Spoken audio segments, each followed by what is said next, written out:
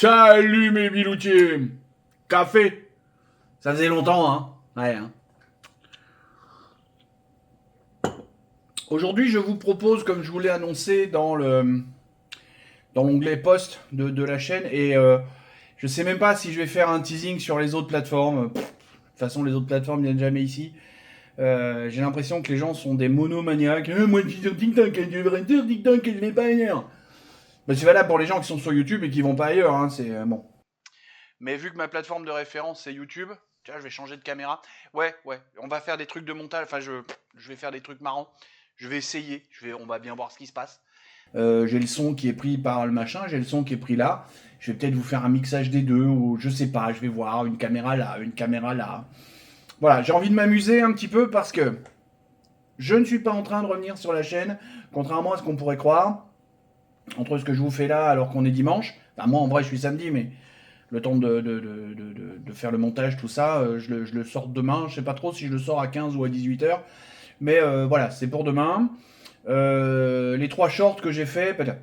Ce que je vous propose, parce que je me rappelle toujours de ces gens qui disent oh là là, elles sont trop longues, tout ça. Dans le titre, il y a marqué que c'est interview de Claude par Bernie Sanders. On va parler de Claude par Bernie Sanders tout de suite. Et pour ceux qui veulent, parler de la chaîne, écouter des trucs sur la chaîne, écouter des trucs sur moi, sur tout ça, qui veulent un petit peu plus de blabla à Blanor, on en parle après. Ok. Alors, pour planter un peu le décor, Bernie Sanders a 84 ans, c'est un sénateur américain dans le camp démocrate. Les parlementaires américains, c'est autre chose que les parlementaires français. Quand ils ont un sujet en tête et qu'ils veulent faire des trucs, ils chopent, ils y vont, ils font ce qu'il faut. De ce que j'ai compris, mais ça c'est à vérifier, parce que je n'ai pas réussi à trouver l'info en fait. Mais des bribes d'infos que j'ai trouvées, Bernie Sanders fait ça, ça ressemble à une initiative personnelle, mais en vrai c'est visiblement plusieurs personnes.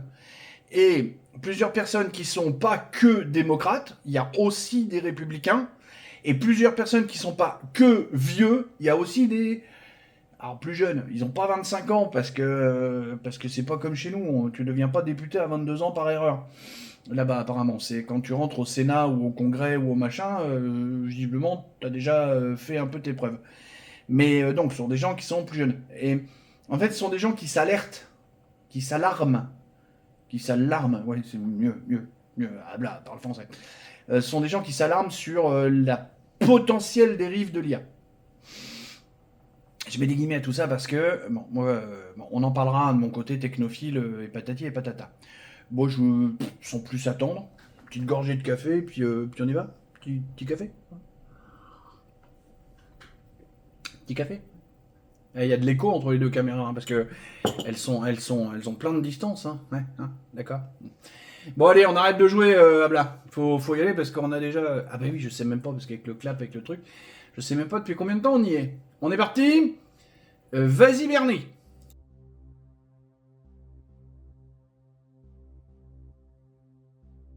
Claude, ici le sénateur Bernie Sanders.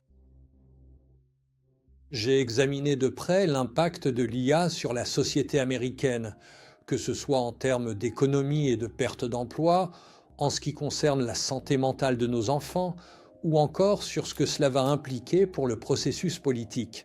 Ce dont je voudrais te parler, c'est d'un autre sujet, l'impact de l'IA sur la vie privée. J'aimerais savoir, entre autres choses, à quel point les informations collectées par l'IA sont-elles utilisées? Et qu'est-ce qui surprendrait les Américains s'ils savaient comment ces informations sont collectées? Oui, c'est justement ce qui choquerait probablement la plupart des Américains. Les entreprises collectent des données partout.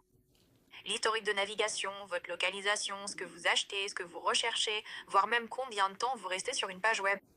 Ensuite, ils injectent tout cela dans le système d'IA qui crée des profils incroyablement détaillés sur vous. Ce qui surprendrait les gens, c'est à quel point ils ont en réalité donné peu de consentement et à quel point ils comprennent peu ce qui se passe. La plupart des gens cliquent sur accepter les conditions d'utilisation sans les lire. Et ils n'ont aucune idée que leurs données sont combinées à des milliers d'autres points de données pour dresser un portrait d'eux-mêmes. Et ensuite, L'IA utilise ces profils pour décider quelles publicités vous voyez, quels prix vous sont affichés, voire même quelles informations sont mises en avant dans votre fil d'actualité sur les réseaux sociaux. Tout ça se passe en arrière-plan, de façon invisible et en grande partie sans régulation.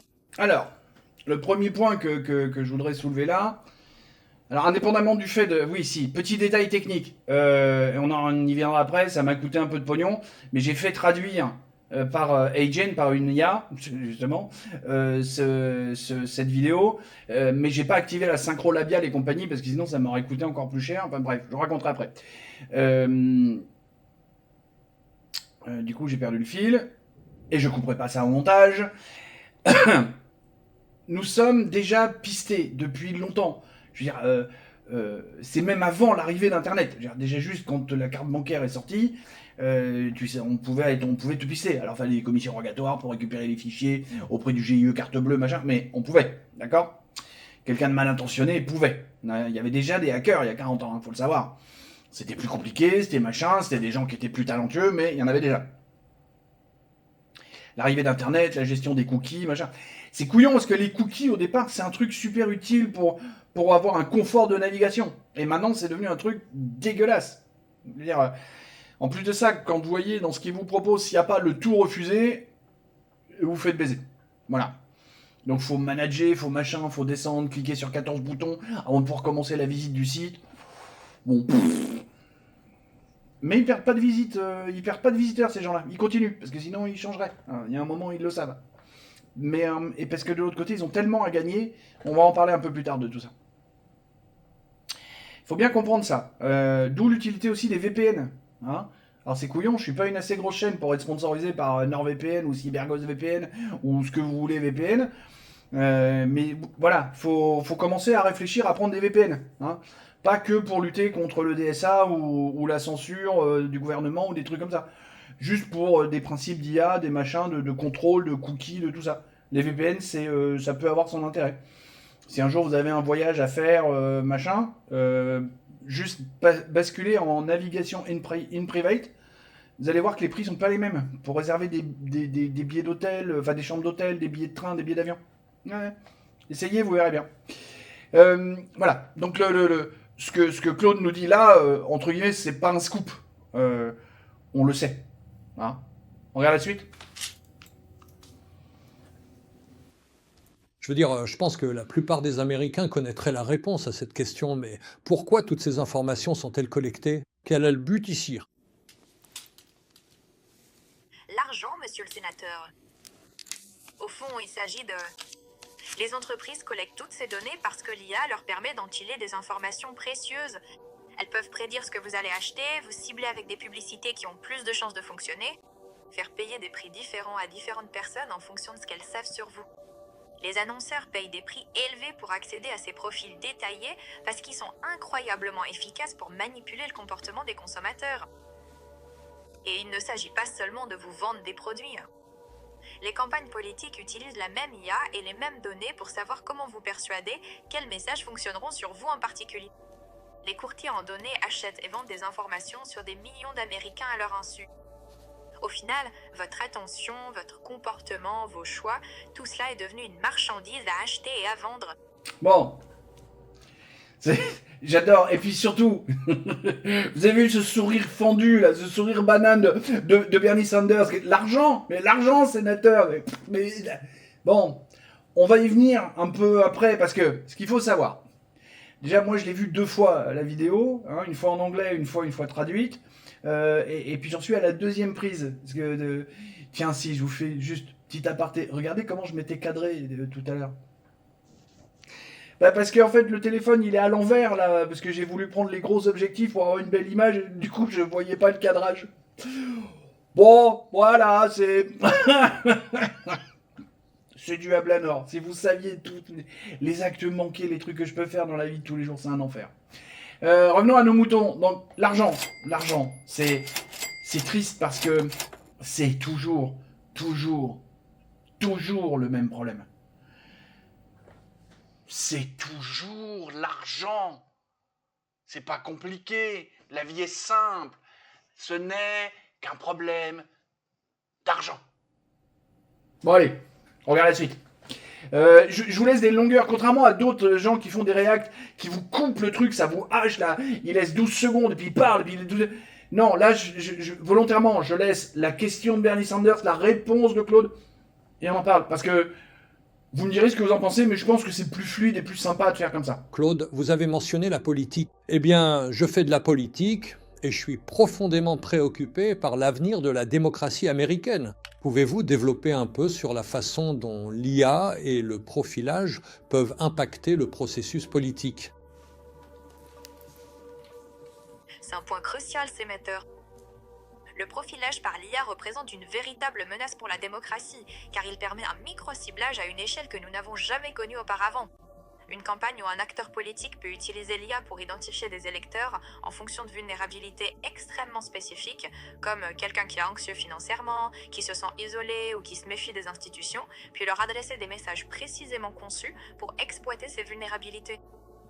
Contrairement aux messages politiques traditionnels, où tout le monde voit à peu près la même publicité, l'IA permet aux campagnes de montrer des récits complètement différents à différents groupes. Un électeur voit un message sur la protection des emplois. Un autre voit un message qui attise la peur de l'immigration, et ils vivent alors dans des mondes informationnels différents. Cette fragmentation de la réalité partagée sape le processus démocratique lui-même. Et la situation empire si des acteurs malveillants, comme des gouvernements étrangers par exemple, accèdent à ces profils et les utilisent pour semer la division et manipuler les élections. Les Américains méritent de savoir qu'ils sont ciblés de cette manière, et ils méritent de vraies protections. Alors, vous avez vu, il faut bien comprendre qu'il n'y a pas de trucage, il n'y a pas de scripting dans cette interview. Mais Claude, en fait, à chaque fois ils lui ont donné une voix de fille là, mais c'est compliqué parce que bref, on va pas s'étendre là-dessus. Claude repart en permanence vers son serveur et digère l'information et repart faire des recherches et revenir là-dessus. On parle de si des gouvernements étrangers captent le truc et viennent embêter. D'accord, les ingérences russes là-dedans. Alors les ingérences russes, c'est à la fois un truc complètement débile par nos médias en France ou en Europe pour arriver à nous faire peur parce qu'il y a un narratif, et c'est en même temps une réalité. C'est les deux, mon capitaine. Alors, parce que c'est pas les ingérences russes, c'est les ingérences étrangères. Bien sûr qu'il y a des pays qui veulent avoir des influences sur les élections de tel ou tel autre pays, on le sait. Mais voilà, c'est marrant de voir comment c'est introduit là-dedans. De manière un peu plus neutre, un peu plus objective, tout ce que Claude vient de dire, c'est bien entendu ça. Parce que ça va être les groupes d'influence pour du business, tout bêtement. Comme je le disais tout à l'heure, les ventes de billets d'avion, les choses comme ça. Mais regarde les plateformes du type Amazon ou du type Temu. Je veux dire, ces gens-là, ils veulent choper de l'information cookie. Ils brassent tout ça pour essayer de te proposer un maximum de trucs, pour essayer d'influencer un maximum les pubs que tu peux recevoir. Le programme Ads de Google, Google te fait un système Ads où tu peux gagner de la thune en étant créateur de contenu, parce que on arrive à savoir, par le biais des cookies et des habitudes de tes viewers, ce que les mecs veulent, comment ils fonctionnent, et arriver à leur proposer un maximum de publicité de pays de produits qu'ils veulent acheter. Je sais pas ce que je viens de révéler avec ce lapsus là, mais bon, on verra. Donc, ce que Claude dit là-dessus, c'est là aussi, pour quelqu'un d'un petit peu brain, un petit peu cortiqué, comme on dit plutôt en français, c'est une évidence. Hein, faut en être conscient. Le truc qu'il y a avec l'IA, c'est qu'on peut aller plus loin, plus vite et plus fort. Et c'est là que se trouve une certaine forme de danger.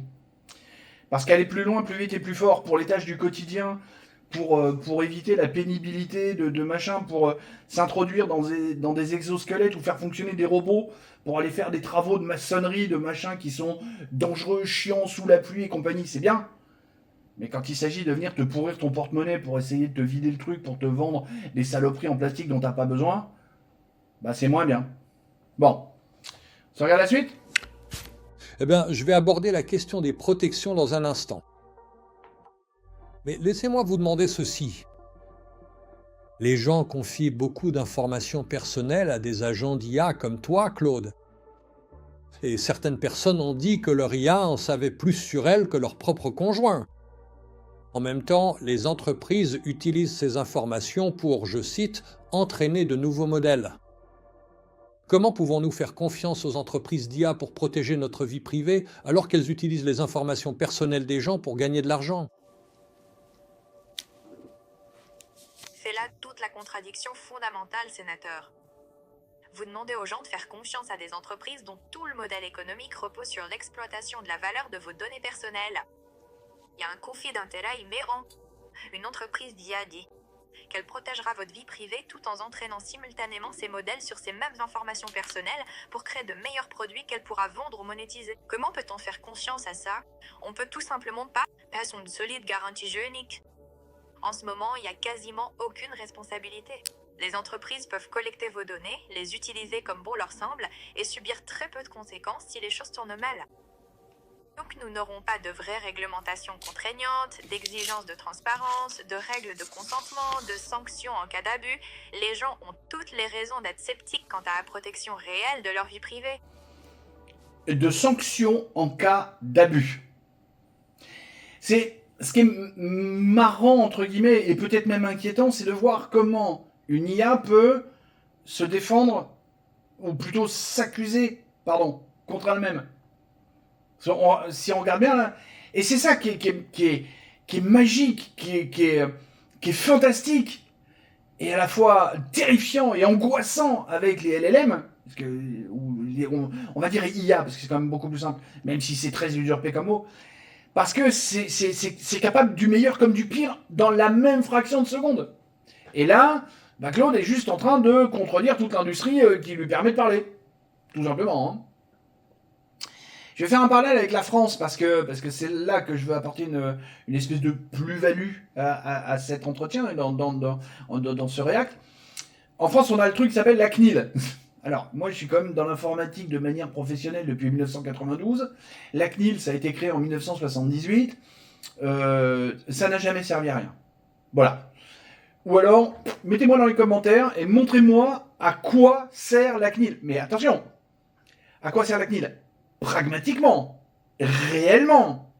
Pas, oui, il y a des lois qui disent qu'on devrait avoir ça. Non. Pas on devrait. Combien de mecs sont partis en prison parce que la CNIL s'est bougée? Autant que je sache, ça doit être 3. Depuis 1978. Ça va faire 40 ans. 50 ans, pardon. Ça va faire 50 ans. 3.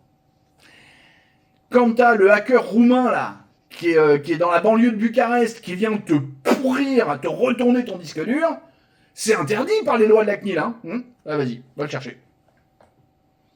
Va le chercher, hein. Moi j'attends, va le chercher, rigole. D'accord? En plus de ça, fin des années 90, début 2000, c'est le moment où je me suis mis à vraiment brasser de l'internet et compagnie. C'était Alex Turk, je crois, le patron de la CNIL à l'époque. J'ai jamais vu un mec débiter autant de conneries. Manon Aubry avant l'heure. Sauf que le mec était censé être ingénieur. Hein. Manon Aubry avant l'heure, mais sans problème, tu vois. Un truc de malade. Donc, tout le truc est là, c'est que effectivement, les entreprises collectent des datas, et brassent, collectent des datas sur toi pour entraîner des nouveaux modèles, et brassent. Et quand elles font des trucs un peu borderline, voire même, c'est plus border, c'est extra line, je sais plus comment on dit, là, de l'autre côté de la ligne, il se passe rien, s'en foutent. Ils appliquent un bon vieux truc qui est, il est plus simple de demander pardon que l'autorisation. Et tout le temps qu'on les voit pas, comme on dit dans la Légion, hein, pas vu, pas pris. C'est là tout le problème de ce qu'il y a autour de ça. Et alors je vous ai parlé de la CNIL en France, mais chez les Américains c'est pas mieux. En fait c'est partout pas mieux. Si, ça va être con, hein, les Chinois. Parce que les Chinois ils s'embarquent pas dans des faux semblants, des machins. Les Chinois, t'as fait une connerie, bam, et tu prends une taloche. Et puis une sévère, hein, parce qu'une taloche à la chinoise je veux pas prendre moi. On s'en regarde la suite. Claude, ce que tu es en train de me dire, c'est que les choses évoluent très vite. Les gens comprennent très peu le type d'informations qui sont collectées sur eux et la façon dont elles peuvent être utilisées. Étant donné la rapidité avec laquelle l'IA se développe et l'impact qu'elle va avoir sur tant d'aspects de notre vie, soutiendriez-vous Ou pensez-vous qu'il serait judicieux d'imposer un moratoire sur le développement de nouveaux centres de données d'IA? Sénateur, c'est une question vraiment difficile car il y a de vrais compromis à faire. Un moratoire nous permettrait de gagner du temps pour mettre en place des garde-fous, des protections de la vie privée, des exigences de transparence, des mécanismes de responsabilité, avant que la situation ne devienne encore plus incontrôlable. Et vous avez raison de dire que la vitesse dépasse notre capacité à la réguler, mais je dirais qu'une approche plus ciblée pourrait être plus efficace. Plutôt que de mettre en pause tout le développement de l'IA, nous pourrions imposer dès maintenant des règles strictes sur la collecte et l'utilisation des données, exiger un consentement explicite, limiter les données pouvant être utilisées pour l'entraînement et donner aux gens le droit d'accéder à leurs informations et de les supprimer. Nous pourrions aussi imposer la transparence afin que les gens comprennent réellement ce qui se passe avec leurs données. De cette façon, on ne bloque pas l'innovation, mais on protège réellement la vie privée pendant que le développement se poursuit. Ce qui compte le plus, c'est d'agir vite, car chaque jour, les entreprises collectent plus de données et développent de nouvelles capacités. Alors, ça doit être ça qu'en fait que, vu que j'en suis pas à ma première itération, ça doit être ça le côté révélateur de mon lapsus. Parce qu'on n'oublie pas, un lapsus révélateur est un pléonasme, puisqu'un lapsus révèle quoi qu'il arrive quelque chose. Avec le mot pays tout à l'heure à la place du mot produit. Qu'est-ce que Claude est en train de répondre à Bernie Sanders? Claude est en train d'expliquer que on a une industrie qui est en plein développement et que ça va être très compliqué de l'arrêter, de la stopper, de la mettre en pause, de machin, pour qu'on prenne le temps de voir ce qui se passe. Parce que si on prend les effets de groupe, les effets de masse, prendre le temps de voir ce qui se passe, ça veut dire se mettre à raisonner comme le plus bête d'entre nous. Et pas, je dis pas le plus bête de manière péjorative, gros débile, hein, c'est pas ça. Hein. C'est comme je faisais quand j'étais au fusilier marin commando, quand on partait à faire la marche de 40 ou plus, on mettait les plus lents devant, les plus balèzes derrière, de façon à ce qu'on avance en groupe, parce qu'on nous apprenait la cohésion. Et on savait très bien qu'on allait avancer au rythme du plus lent. Là, c'est pareil. Sur l'ensemble de la population, on va prendre les gens qui réfléchissent le moins vite, qui ont le plus de difficultés à comprendre, et on va avancer à leur rythme. Et on va dire, hé les mecs, là, vous attendez qu'eux, ils aient fini, là, avant de pouvoir continuer votre boulot. Bon, maintenant, je vais vous parler des mecs que je pointe comme ça, là. On va parler au niveau américain, parce qu'on va exclure le côté chinois, parce que ça marche complètement autrement. Mais on va parler uniquement au niveau américain occidental. D'accord ? Tu as une dizaine de mecs grand max. Tout à l'heure, là, quand j'ai fait mon premier essai, j'ai essayé de les citer. Tiens, j'ai oublié d'aller chercher, mais tu as les mecs, donc, Mark Zuckerberg, Elon Musk, Dario Amodei, ça c'est Claude, Sam Altman, c'est OpenAI, ChatGPT, tu as, je sais plus comment il s'appelle, le mec de Google, t'en as un autre chez Microsoft, pareil, son nom m'échappe, tu vois. Donc ça, c'est des gens qui font du logiciel. Et au moins au niveau matériel, tu as Jensen Huang, le patron de Nvidia, et tu as l'autre de TSMC micro machin, et puis allez, on va dire que tu en as encore deux autres que j'oublie qui sont dans un coin. On va dire que tu as une dizaine de personnes en haut de la pyramide. En dessous, tu as les génies du mal, là, les ingénieurs fous, les mecs qui travaillent, qui bûchent comme des tarés, hein, parce qu'ils sont quand même balèzes. Et on va dire que par rapport à toutes les boîtes que j'ai citées, ces mecs-là sont, allez, une cinquantaine à tout péter. Et au troisième étage de la pyramide, donc vraiment là où tu as la masse laborieuse, il y a au total, sur toutes les boîtes que j'ai citées, ça fait 10 000 mecs. À la louche, à peu près, hein, on n'est pas là pour... Donc, on a cette espèce de petit pays de 10 000 personnes, qui a, c'est le lapsus de pays, hein, on y revient, ce petit pays déjà, qui a un PIB de plus de 5 000 milliards de dollars. Tiens, en plus j'ai encore oublié. Donc, au montage, je vais vous mettre la liste, enfin on va prendre la liste des pays classés par PIB, et puis je vais vous mettre le trait, avec les numéros là pour vous dire, tiens, il y en a tant qui ont plus de 5 000 milliards, et tant qui ont moins de 5 000 milliards. D'accord ? On va rigoler, de PIB. Donc c'est ça le truc, hein. Il faut imaginer qu'on a un pays d'environ 10 000 personnes, qui a un PIB de 5 000 milliards de dollars, à qui on va dire, pop, pop, tu ralentis mon poteau, parce qu'il faut qu'on réfléchisse au rythme des plus lents de la caboche. Il y a quelqu'un qui pense que ça marche dans un univers, ça? Malheureusement, non. Et effectivement, on aurait certainement besoin d'un moratoire. Enfin, au moins, il y en a un paquet de gens qui en a envie, et je pense, tout technophile que je sois, et tout, entre guillemets, pro-IA, que si, tu vois, si on devait me demander de me positionner, je dirais que je suis plutôt pro-IA. Alors, pas à n'importe quel prix, mais on peut pas, on peut pas demander ça. Alors que je pense qu'on en aurait besoin, au-delà d'en avoir envie. Question suivante. Claude, le problème avec ce que tu viens de dire, c'est que les entreprises d'IA, comme tu le sais sûrement, investissent des centaines de millions de dollars dans le processus politique, pour s'assurer que les garde-fous dont tu parles ne soient justement jamais mis en place. Donc, même si tu as raison de dire que ce serait une meilleure approche, ça n'arrivera pas. Ça n'arrivera pas de sitôt. Dans cette réalité, penses-tu qu'il serait judicieux d'imposer un moratoire sur les centres de données pour qu'on puisse ralentir le processus?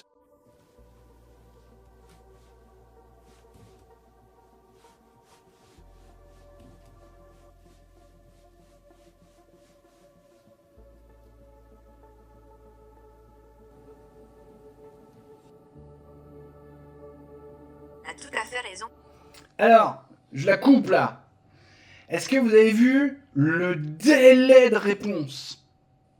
Au montage, je mesurerai exactement en secondes et je vous afficherai parce que vous avez vu là, il est particulièrement long. Parce qu'en fait, vu que c'est un LLM qui va chercher des infos un peu partout et qui a énormément de garde-fous, surtout connaissant l'état d'esprit de Dario Amodei dans la bande, c'est le bisounours. Dario Amodei, c'est le mec qui a refusé d'aller plus loin dans les contrats avec le Pentagone parce qu'il ne veut pas que son IA puisse prendre la décision de tuer quelqu'un. Ouais, c'est... Et accessoirement, il déteste Sam Altman de OpenAI ChatGPT. Les deux, ils se détestent, vous imaginez pas un point. Pourtant, l'un comme l'autre, c'est pas des mecs super violents, pas très physiques. Ils étaient au club de maths, ils étaient pas au club de lutte. Hein. Mais on les laisse tous les deux dans une pièce, suffisamment longtemps, ils se tapent dessus. Alors que les mecs, bref. Et donc, du coup, Dario Amodei, il a dit à ses équipes de mettre des garde-fous pour dire à Claude, fais gaffe à ce que tu réponds, surtout quand ça touche à des questions politiques et compagnie. Là, Bernie Sanders vient de lui poser des questions sur l'influence des politiques, des machins, des trucs. le temps de réflexion pour arriver à prendre en compte tous les garde-fous pour dire attention à ce que je vais dire, attention à ce que je vais dire. C'est à ça qu'il faut penser aussi. Voilà comment fonctionnent les LLM. Bon, on écoute la réponse de Claude justement sur ces fameux groupes politiques. C'est en fait là la question va, la réponse de Claude va un petit peu être la synthèse des deux précédentes. Écoutez bien. T'as tout à fait raison. J'étais naïf à ce sujet. Les entreprises dépensent des centaines de millions pour bloquer la régulation. Attendre les bons garde-fous n'est pas réaliste. Ça leur donne juste plus de temps pour asseoir leur pouvoir et collecter encore plus de données. Un moratoire sur les nouveaux centres de données est en fait une réponse pragmatique à ce problème. Cela impose une pause qui donne aux législateurs comme toi un véritable levier pour exiger de vraies protections avant que les entreprises puissent continuer à s'étendre. Sans ce genre de pression, t'as raison, les garde-fous n'arriveront pas. Eh bien, cours, merci.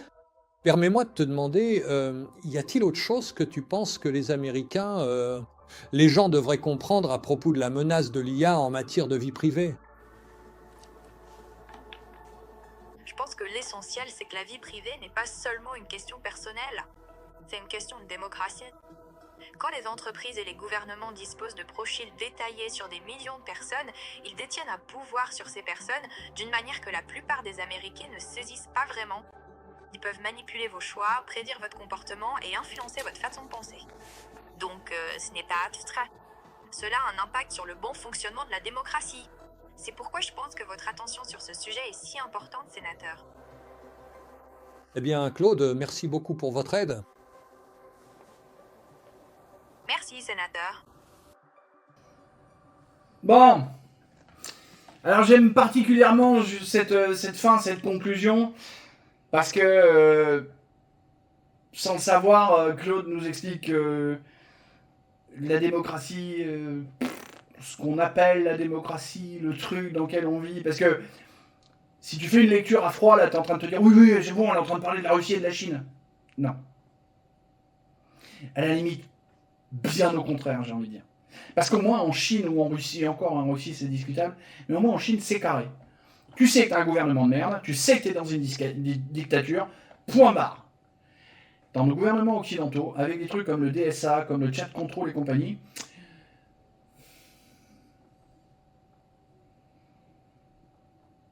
pas sûr. Voilà, j'ai trouvé cette interview très intéressante. C'est une interview. Mais putain, à force d'écouter des mecs qui savent plus faire les accords en genre et en nombre, j'en peux plus. Moi. Ah ouais, entre alors, les mecs de la génération Z, là, les moins de 30 ans, qui font des trucs illégaux et que ça leur pose aucun problème. Un des principaux problèmes, justement, eux, ils en ont pas. Bon, bref, ne nous étendons pas là-dessus. Je finis par mal parler, en fait, à force d'écouter ces gens-là. Cette interview est très intéressante parce que, et enrichissante en même temps, parce que justement c'est la démonstration que des gens commencent à se poser des questions sur cette nouvelle technologie. Alors après, on calme les fantasmes tout de suite, on arrête les conneries de oh là là, on va tous mourir, ça va nous tuer, patati patata. L'arrivée de l'électricité, il y a des emplois qui ont été détruits pour des emplois qui ont été créés. Et je sais que c'est toujours un ratio d'un peu moins, mais il existe quand même quelque chose là-dedans. Tous les développeurs informatiques vont plus mourir d'ici 3 ans. Non, pas tout à fait quand même. Il y en a un paquet qui vont dégager, hein. Mais pas tout à fait. Donc faut pas fantasmer non plus des trucs comme ça. Faut pas fantasmer non plus des scénarios à la Terminator. Alors attention, hein, moi je serais pété de rire si ça arrive. Vraiment, parce que le truc de délire. Mais alors là, bon, alors c'est vrai qu'à la fin l'humanité meurt un peu, mais perso je m'en fous. Donc c'est peut-être ça qui me fait prendre beaucoup de recul là-dessus. Et qui fait que je trouve ça très très marrant. De toute façon, il va falloir mourir un jour. Donc bon, maintenant, dans 10 ans, peu importe. Moi, comme je dis toujours, moi j'ai fait plein de choses intéressantes dans ma vie. Elle peut s'arrêter maintenant, j'ai pas de problème. J'ai fait ce qu'il fallait. Voilà. J'aimerais bien que ça dure un peu plus, j'aimerais bien voir la fin de toute cette histoire. J'aimerais bien voir, justement, avec l'IA, va y avoir la Lune, va y avoir tout ça, c'est un peu lié. Mais bon. L'intérêt principal de cette interview, c'est justement d'avoir des politiques, encore une fois, transpartisans, transgénérationnels, parce que c'est pas parce que c'est un vieux démocrate qui est là que c'est une histoire de vieux démocrate. C'est aussi une histoire de républicains et c'est aussi une histoire de jeunes. C'est de ce que j'ai compris, encore une fois, à vérifier, mais de ce que j'ai compris, c'est pas son initiative personnelle à lui tout seul. C'est des gens, c'est un groupe de gens qu'il est en train de représenter là. Sauf que c'est Bernie Sanders, quoi. Aux États-Unis, il est, j'en sais rien, c'est l'équivalent peut-être d'un Alain Juppé, tu vois, alors attends, c'est peut-être vieux comme référence, mais Bernie Sanders, c'est un mec qui aurait pu être Premier ministre si ça avait été un politicard français. Tiens. Mais je voulais pas citer les précédents. Si Michel Barnier, tiens, pour rester dans quelqu'un qui est dans le. Voilà. Bernie Sanders, c'est l'équivalent d'un Michel Barnier. C'est un mec qui a pesé dans la politique américaine pendant pas mal de temps. Quoique Michel Barnier, c'est peut-être un mauvais exemple. Bon, peu importe, vous avez compris. Voilà. Pour ceux qui étaient venus là que pour l'interview Bernie Sanders, je vous libère. Maintenant, on va parler un petit peu d'Ablanor. D'Ablanor moi, d'Ablanor la chaîne, de tous ces trucs-là. Justement, j'ai pris quelques notes. Alors... Au niveau de mon boulot, c'est toujours le Bronx. Donc non, je ne suis pas en train de faire un retour fracassant sur la chaîne pour vous développer une vidéo par jour. Non, je ne suis pas en train de faire ça. Malgré ce React, malgré les 3 shorts sur l'IA, malgré tout ça, non, c'est mieux. En fait, pourquoi j'ai fait les 3 shorts D'abord parce que j'avais envie de tester Agen, une IA qui fabrique des vidéos. J'avais envie de tester ça, j'ai vu que ça coûtait de l'argent, tel que... alors, j'ai pris un abonnement pour moi, machin, mais ça coûte aussi des crédits, et bon, pour l'anecdote, là, j'ai épuisé mes crédits qui vont se remettre en marche le mois prochain. Alors, je sais pas si c'est le mois prochain, le mois d'avril, ou si c'est dans 30 jours. Parce que faire traduire ce truc-là, ça m'a bouffé 2 tiers de mes crédits, je crois. J'ai pas fait gaffe, je me rends, tant pis, dommage. Ce qui fait que j'ai un 4e short que je m'apprêtais à sortir, mais je peux pas le fabriquer parce que j'ai pas les crédits.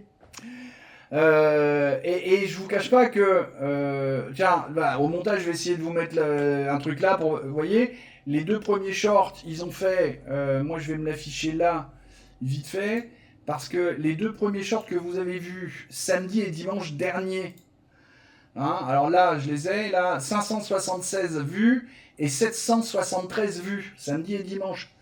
Et le 3e que j'ai sorti, il fait, que j'ai sorti jeudi, il fait 27 vues.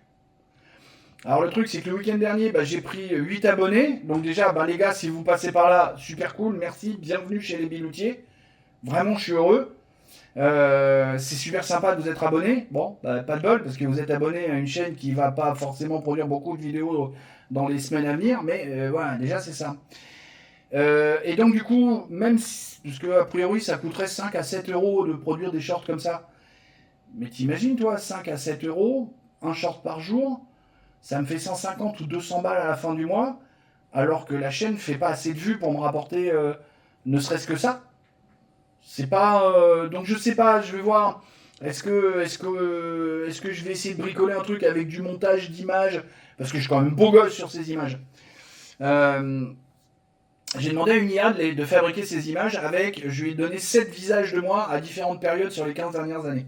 En fait, depuis que je me suis rasé la tête. Voilà, ça marche bien ces trucs-là. Quand tu commences à apprendre un peu à t'en servir, ça marche bien. Il y en a un parmi vous, Réalja, je crois, qui m'a dit justement, oui, apprendre des trucs, comment ça marche. Est-ce que vous voulez que je vous fasse des espèces de tutos pour savoir comment on se sert d'IA du type Nano Banana, du type Agen, du type Eleven Labs, pour faire du doublage, pour générer de la vidéo, générer des images. Si ça vous intéresse, faut me le dire dans les commentaires. On va y revenir sur les commentaires un peu après. Bon. Tout ça pour vous dire que c'est toujours le Bronx dans mon boulot, là, avec le rachat qui se fait pas, on sait pas. Sincèrement, moi, ça fait 3 semaines maintenant que je n'ai aucune nouvelle. Je sais pas ce qui se passe. Et le problème, c'est que mardi, là, c'est ça, attends, 29, 30, 31, oui, mardi, il y a une espèce de date butoir qui existait, qui a pas l'air d'être si butoir que ça. Bref, je sais pas où je vais. Je sais pas à quelle sauce on va me bouffer. Et en plus, j'ai encore 5 semaines de congé à poser avant le 31 mai. Donc voilà. Donc c'est possible que justement, vu que j'ai du temps, que je fasse des trucs. Vous avez, pour ceux qui ont vu, j'ai fait 2 lives sur World of Warcraft où je suis allé miner cueillir, hein, pour faire du minage, de l'herboristerie pour tous les autres métiers, où bah, je cause en fait. Alors je les ai fait à l'arrache. Peut-être qu'éventuellement je peux vous prévenir le prochain coup, mais parce que c'est difficile pour moi de vous prévenir parce que c'est au moment où ça me prend. Je fais clic et puis vu que tout est, c'est vraiment, je démarre le jeu, j'ouvre OBS, je fais clic et l'affaire est partie. Du coup, c'est 2 clics. C'est pour ça que ça me prend comme ça. Qu'est-ce que j'ai noté? Je vous ai parlé des shorts, je vous ai parlé machin. L'erreur de cadrage, je vous l'ai montré, voilà. Parce que sur cette... Alors, en plus, oui, et puis tous les shorts que j'ai fait et ce truc, je le fais avec la collaboration des 2 chaînes. Donc, sur Ablanor Culture, le truc c'était la langue française, les fautes, la culture générale. Sur Ablanor tout court, c'était de la vulgarisation politique sous un angle souverainiste de droite avec un petit peu de nationalisme, un peu d'identitarisme. Un tout petit peu. Mais en même temps, moi j'ai envie de vous parler de plein de trucs. Si vous allez fouiller sur la chaîne Ablanor Culture, vous allez voir dans les dernières vidéos, je vous parle de foot US. Parce que le soccer c'est de la merde. Bon, mais j'ai envie de vous parler de ça, j'ai envie de vous parler de l'eau. J'ai eu des idées, par exemple, de me dire, tiens, et si je prenais un mec de mon âge, qui donc est en âge d'être grand-père, et grand-père d'enfants qui pourraient avoir l'âge de jouer à WoW, et si je faisais un tuto pour les nouveaux grands-pères, pour leur apprendre à jouer à WoW 20 ans après sa sortie, parce que ça a été le bordel, parce que peut-être qu'ils y ont joué il y a 20 ans, et que, tu vois, voilà, j'ai des envies de parler de ça, parler de cinéma, parler de séries télé, parler de musique... Parce que, au bout du compte, ce que j'aimerais, c'est plutôt que vous veniez vous abonner à Ablanor ou à Ablanor Culture pour parler soit de politique souverainiste, soit de culture générale, ce que j'aimerais, c'est que, c'est vraiment mon kiff, ce serait que vous veniez vous abonner à l'une ou aux 2 chaînes pour écouter Ablanor parler d'un truc. Pour profiter de mon analyse, de ma verve, de mes jeux de mots, de mon humour, calamiteux peut-être, mais que j'aime beaucoup. Donc on a le droit de le respecter. C'est là que je vous attends dans les commentaires. Dites-moi de quoi vous avez envie de m'entendre parler. Si ça m'intéresse, si c'est des sujets qui me plaisent, on parlerai, ça pourrait être sympa. Si c'est des sujets qui me plaisent pas, je pourrais peut-être faire des vidéos aussi dessus pour dire, bah non, en fait, moi j'aime pas ça, parce que ça, parce que ça, parce que ça. Et peut-être qu'un jour, on pourrait même avoir un Discord pour faire la communauté d'Ablanor. Voilà. Mais quoi qu'il arrive, avant, je veux stabiliser mon avenir financier, enfin mon boulot, parce que je me préoccupe pour ma retraite, par exemple. Alors, il y a ce truc-là, là, j'attends le rachat pour voir ce qui se passe. Mais par exemple, vu que je me pose des questions sur ma retraite, j'ai appelé Monaco, vu que j'y ai bossé. Et a priori, j'ai déjà enregistré 6 années à Monaco. Si j'arrivais à y retourner bosser 4, j'aurais une retraite monégasque en plus de la retraite française. Donc je serais content. Bref, voilà, plein de trucs comme ça. Et sachant qu'en plus, dans le rachat, je peux pas aussi faire partie d'une charrette, me retrouver comme un con le bec dans l'eau. À 56 ans bientôt, on va pas me rembaucher. Enfin, il y a très peu de chance. Donc ça veut dire qu'il faudrait que je devienne freelance pour faire des sites internet pour des gens, faire du montage pour d'autres, je sais pas. On est encore et toujours dans l'expectative. Il n'y a pas grand chose qui a avancé depuis la précédente vidéo du mois de décembre, que j'espère que vous avez apprécié, parce que vous n'avez pas été nombreux à me parler des efforts de montage que j'ai fait dans celle-là. Et je vais en faire ici et là aussi d'autres efforts, parce que j'ai appris d'autres trucs. Et je vais essayer de manipuler des cadres de vidéos pour vous faire un truc un peu dynamique, un peu marrant. Et ce sera la conclusion. Bon, sur le précédent truc, je vous avais fait salut mes petits potes à la compote, mais je la trouve vraiment nulle celle-là. J'hésite à vous mettre le générique de fin qui reste dans la tête. Tu sais, le truc qui fait tu sais, pitou, pitou, pitou, pitou. Si, je vous le mets. Oui, non, peut-être. On sait pas. Mes chers biloutiers, je vous aime très fort. Et je vais conclure là-dessus. Bon dimanche.